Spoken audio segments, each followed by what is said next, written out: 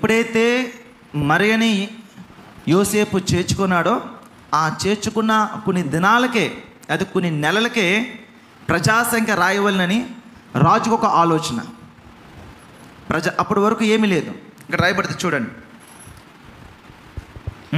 ఇది కురేనియా సిరియా దేశమునకు అధిపతి అయి ఉన్నప్పుడు జరిగిన మొదటి ప్రజాసంఖ్య. అంతకుముందు ఎప్పుడు కూడా ఈ దేశ ప్రజలు ఎంతమంది, ఈ దేశ ప్రజలు ఎంతమంది, ఈ పుట్టుపూర్వకాలు ఏంటనేది ఎక్కడ కూడా అకౌంట్ లేదు, లిస్ట్ లేదు. ఇప్పుడు కూడా జనాభా లెక్కలు రాస్తుంటారు. ఎక్కడి నుంచి వచ్చింది అది? అక్కడి నుంచి ప్రారంభమైంది అనమాట.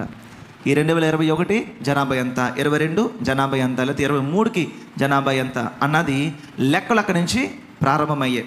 లెక్కల తర్వాత ఏం జరుగుతుందంట? అందరూ ఆ సంఖ్యలో వ్రాయబడుటకు తమ తమ పట్టణములకు వెళ్ళిరి.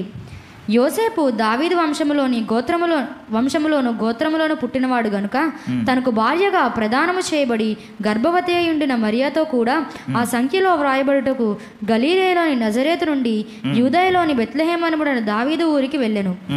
వారక్కడ ఉన్నప్పుడు ఆమె ప్రసవ దినములు నిండెను గనుక తన తొలిచూలు కుమారుని కని పొత్తిగుడ్డలతో చుట్టి సత్రములో వారికి స్థలము లేనందున ఆయనను పశువుల తొట్టులో పరుండబెట్టెను.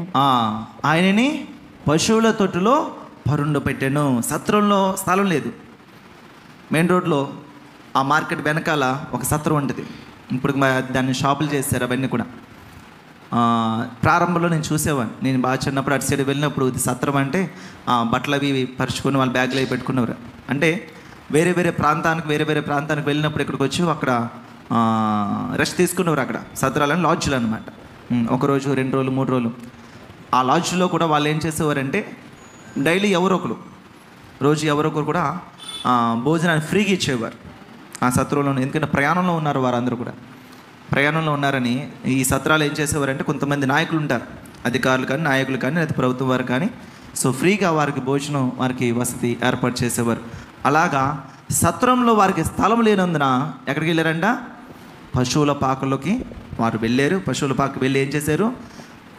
ఆయన పుట్టి పశువుల తొట్టులో పరుండబెట్టెను. యేసుప్రభు ఎక్కడ పుట్టాడు?